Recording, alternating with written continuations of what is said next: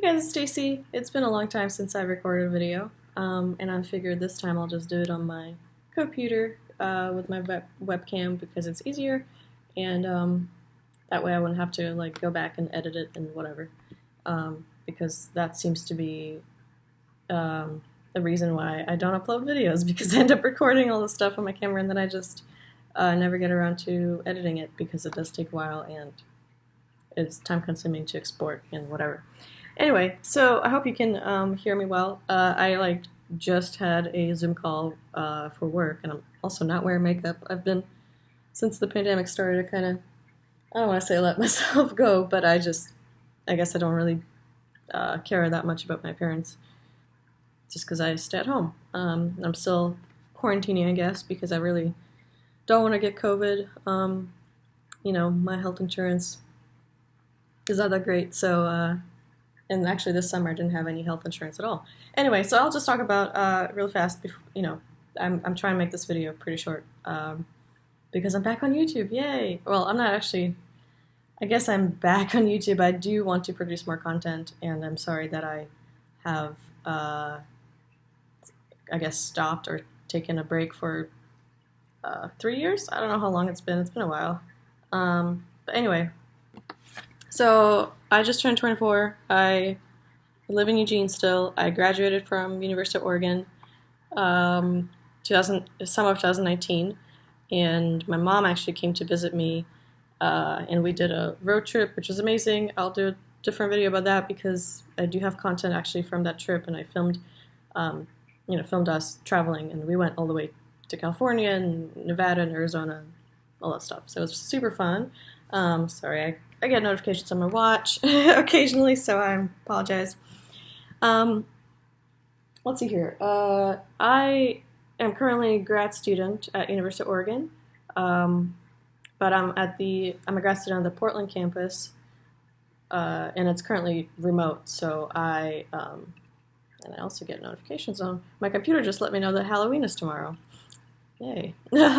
Anyway, so I am at the Portland campus, but it is currently remote and fall term and winter term, but they haven't told us yet about spring term. So I'm going to stay in Eugene just because I like it here and the rent is reasonable until I have to actually move up to Portland. So, but yeah, last summer, 2019, I graduated with a Bachelor of Arts in Advertising and a minor in Digital Arts.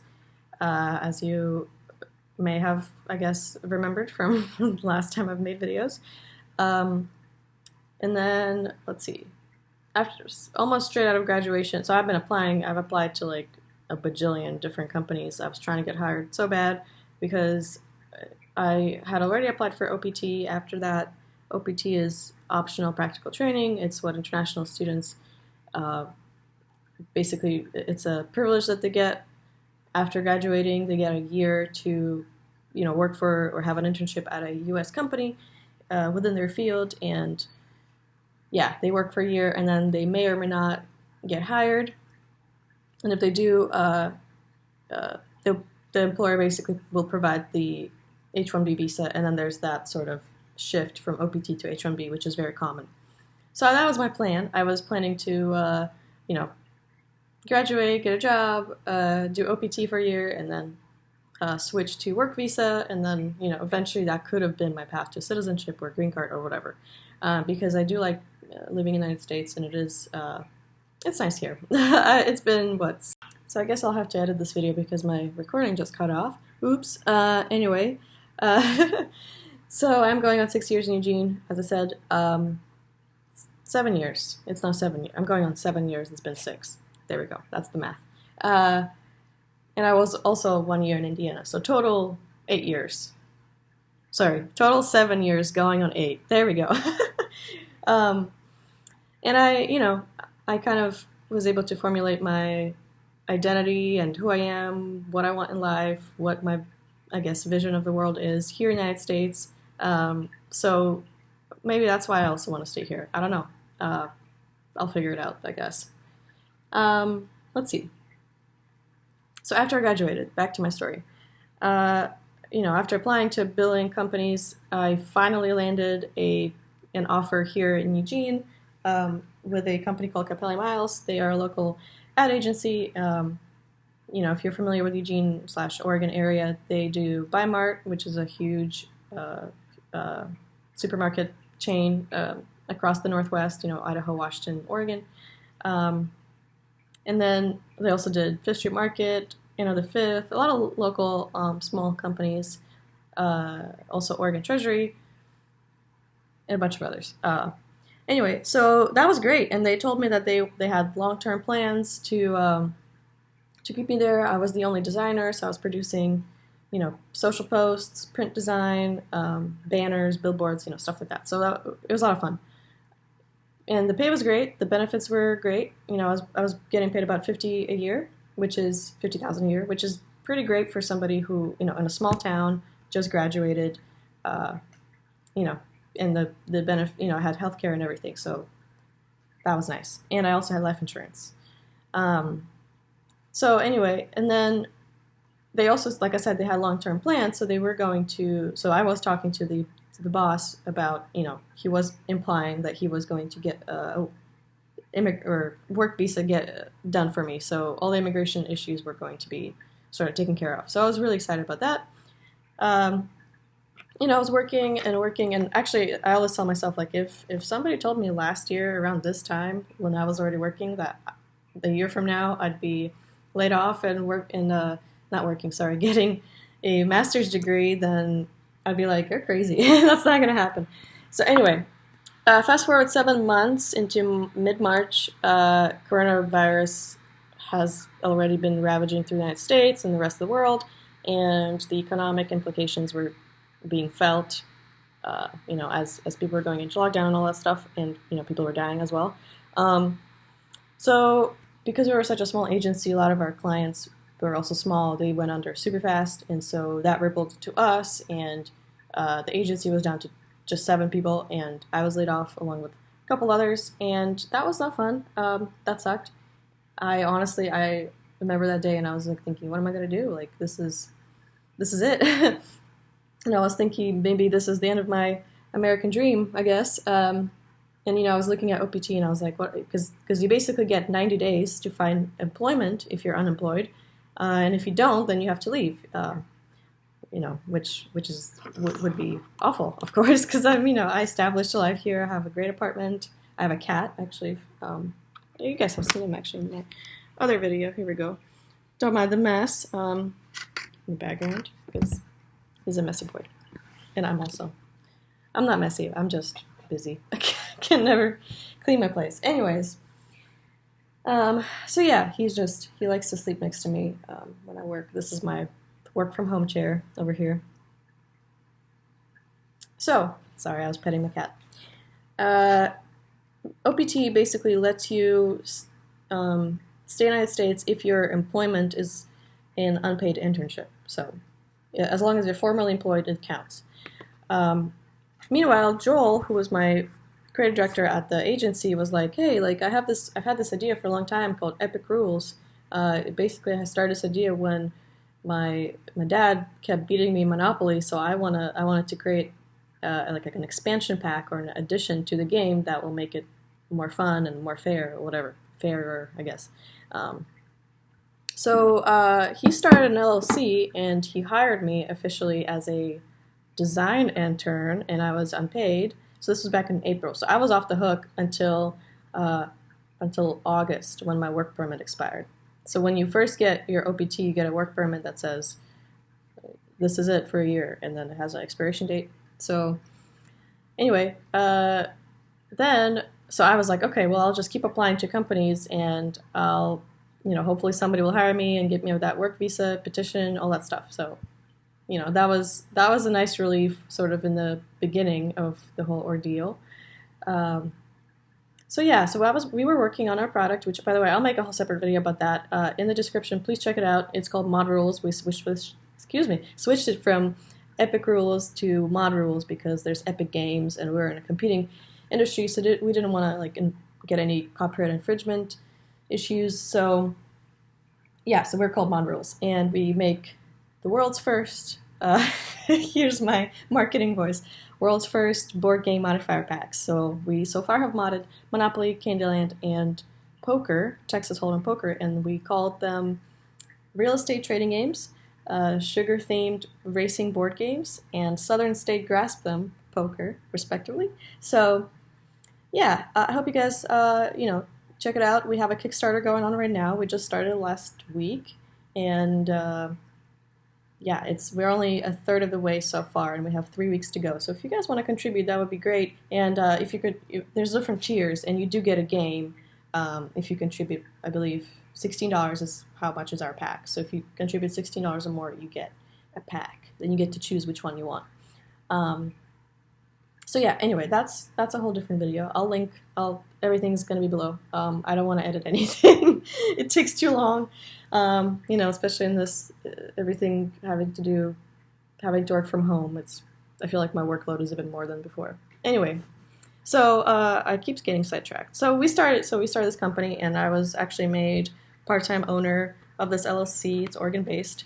And Jody is our project manager. She was also laid off, and she also was working with us, so it was kind of funny how that worked out.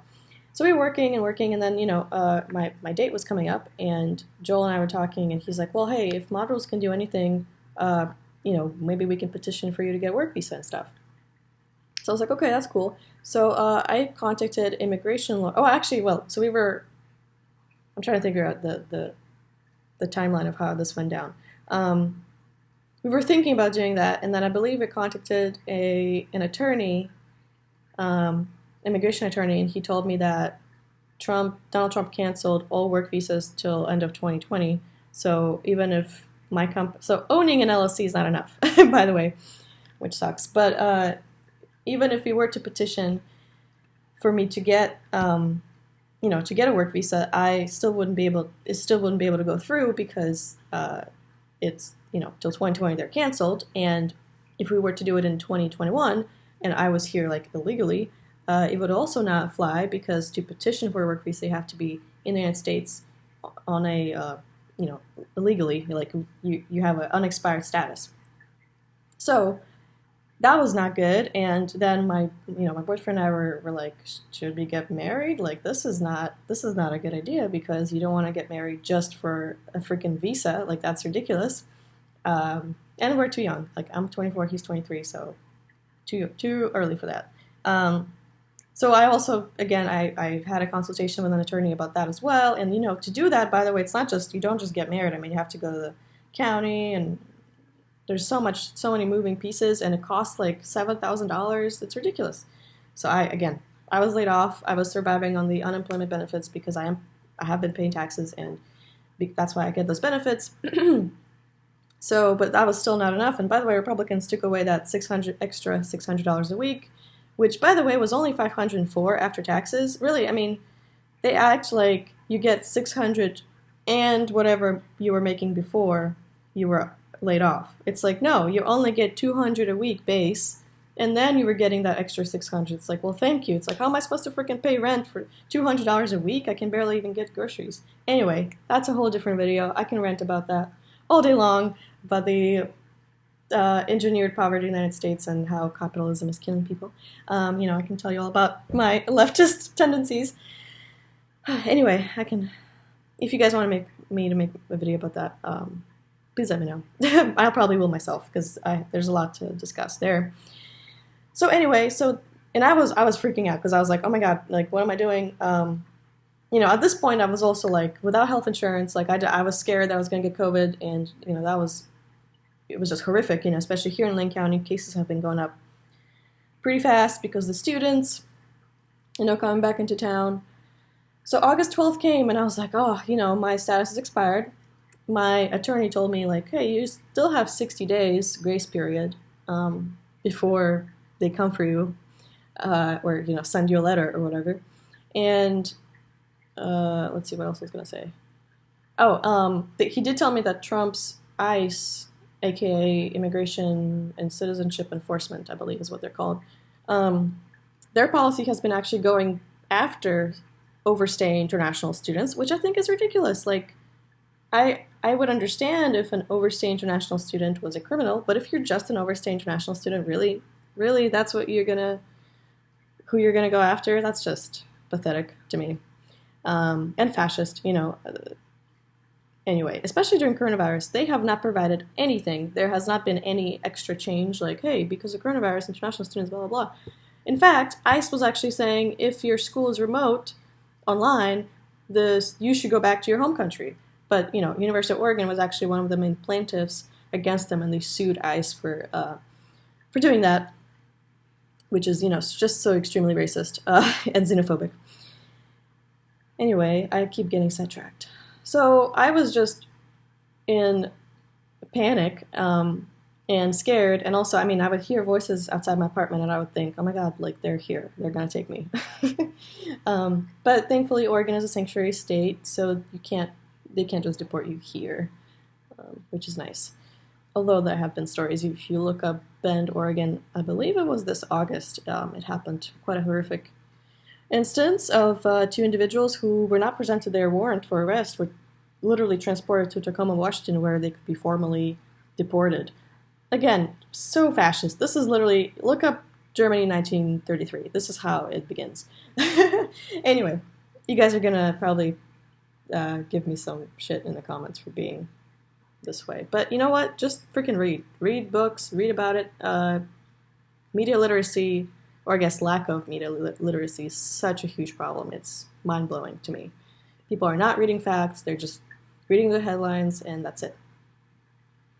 I'm getting sidetracked, I'm so sorry. So, one of my attorneys that I contacted, which by the way was so expensive, just one consultation was like $200. I couldn't believe it. So one of the attorneys told me, hey, like, why don't you just continue your education, just extend your student status?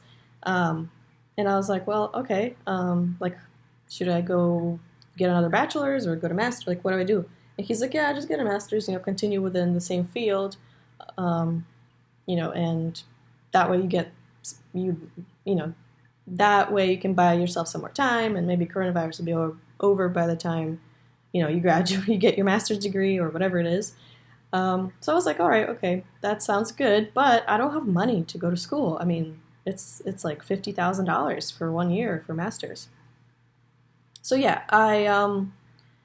that was a start of a whole new ordeal, because I was like, well, now I'm poor, and that's why I can't stay in the United States. I also asked him, I was like, so what about the fact that I own a part of this LLC? This is a local Oregon business. Shouldn't that count somehow at all? And he told me that the way to do that would be to create a investor visa. And for that, I would have to invest into my own business a minimum of $500,000. And I don't have $500,000. Who even has that money? Obviously, the ones in power have that money, but not me. So basically, it's pretty obvious that if you have money, you can do anything in the United States. The doors are the doors are open for those, those who have money are welcome here. Those who don't have money are not. Sorry. So what I did was I was talking to my friend Kevin, who was my boss for a while at the English language summer camp that I was volunteering at for 7 years back home in Russia. And he's like, well, I'm an American citizen and I have good credit, so I'll be your co-signer for the student loan. Because I was looking at student loans, and I was like, well, how do I, can I get a student loan, pay it later or something? But you cannot get a student loan if you're not a U.S. citizen. So, which is, that makes sense. Anyway, so he was my co-signer. I was able to get my student loan. It went straight to the school. The reason why I needed the money right away is because when you are an international student, to get your status approved, the university basically needs to see a bank statement saying you have the money to pay for school, which I understand it from a business perspective, but from like a, I don't know, humanitarian perspective, it's just so humiliating, and I don't know, I felt so just sad knowing that, like, hey, this is all I got. I'm sorry. My mom was able to pull some money out of her ass, literally, and not literally, figuratively, but she so fast she was like, okay, here's a loan, boom, and she just sent me a PDF of her statement or whatever from the bank. So it was a very stressful time. I feel like I got some gray hairs now after that whole ordeal, because it was like, first time laid off, then okay, I got something, then Trump cancels visas. Okay, what am I doing now? Okay, school. Oh, I got admitted into school, but I have to show them that I have money. It's one. In Russian we say to одно, to другое. So, or I guess не одно, так другое. Which literally means if not one thing, then it's the other. So if we fixed one thing, then something else is going to come up. So that was basically my, up to now, since March. I am now in, week 4 of my first term in grad school. My program is called Strategic Communication, so we're learning all about communication theory and cognitive processes and sort of the psychology of people engaging with information and social media and all that stuff. It's super exciting, and there's a lot to read. I'm literally like sitting over here is just books and books and various printed articles and whatnot that I have to read. There's definitely a lot of reading, and from going from like not doing anything all summer and like working on my small business, and then going sort of from 0 to 100, because I also started a new job just now at University of Oregon Portland Campus Communications.